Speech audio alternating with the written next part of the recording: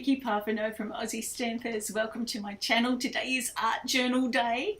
I love making art journals, as you know, and today I am going to show you how to create these gorgeous glossy backgrounds using photo paper and re-inkers, or otherwise known as water-based dye inks.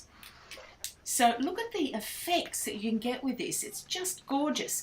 And because it's on glossy photo paper, it's really vivid. The colours really sink into the paper, because if you imagine you're making photos on your home printer, the ink has to dry fairly quickly.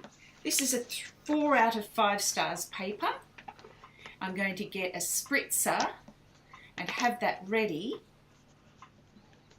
and just choose some ink colours. So I'm going to choose a couple of colours that I think would look really gorgeous together, a pale green and a gorgeous blue.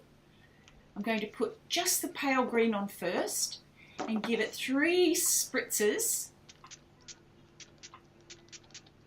and then go back over, and while there's still room on the paper, I'm going to bring in that other gorgeous colour. This is going to look really, really yummy. And you can kind of use your spray to direct little bits of the ink. I think we need just a little bit more of the blue because there's a lot of white paper here. So I'm going to spray that and just direct the spray, not so that everything joins up. I do want a little bit of white background just for contrast. I don't want to play with it too much. I'm going to let the ink just do its work. Isn't that beautiful? That is absolutely gorgeous. Now, it's very tempting to want to dry it with your heat tool. If possible, let it dry all by itself. If you can let it dry by itself, and it may take a couple of days to dry, if you are that patient, it's going to stay in that gorgeous pattern. If you use a heat tool, you might burn the paper, or you might just move all the ink around too much. Now look at these colours, a gorgeous purple and the pale green again, and this time I'm going to bring a third colour in. So I've left some space for that third colour. Same again, a couple of little sprays with a spritzer, and then don't play too much, just know when to stop.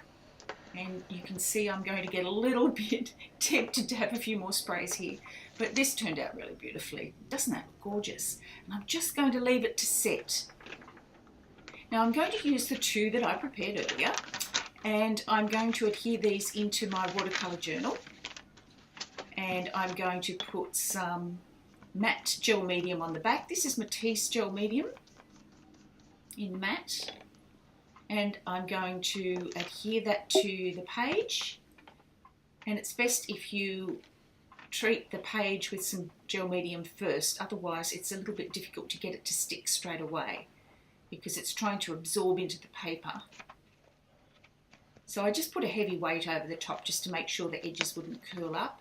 And then I'm going to turn it around because I'm a lefty, and I'm going to adhere the other piece to the other page. This time I'm going to actually put some gel medium on the watercolour paper first, just to give it a chance to have a little bit more grip.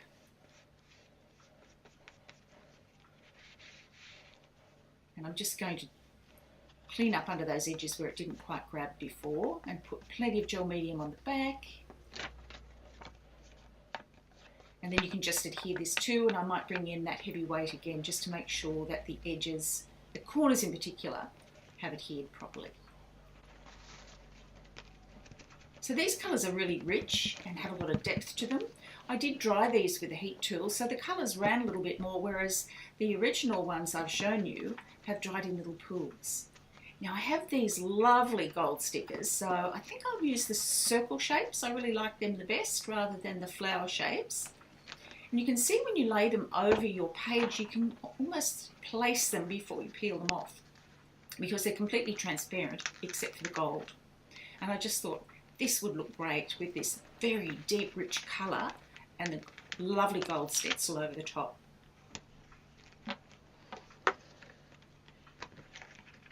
So I'm going to put random shapes on both pages, but I'm going to have it nicely balanced. So I think that looks good. So now I'm going to choose probably the larger one now that I know it's going to fit there, I'll put it over that space there.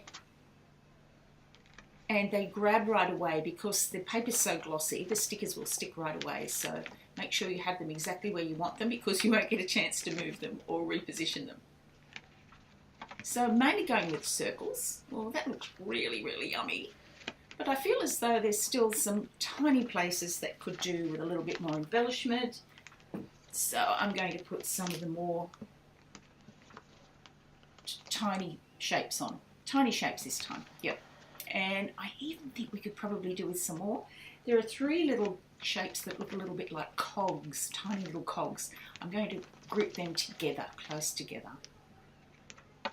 Just in a little grouping of 3. Oh, I love that. That looks so good. Oh, I love this project. This project really makes me happy. I love it, love it, love it. So shiny, so glossy and golden. Oh, it's adorable. And wasn't it fast? So easy to do. Just a few ingredients and you end up with this gorgeous, gorgeous art journal page. It doesn't even need any writing on it. Well, that's it finished. And I love doing this project. I hope you enjoyed watching it. And remember, if you enjoyed this project, don't forget to subscribe, thumbs up, leave me a comment, and share it with your friends. Bye for now.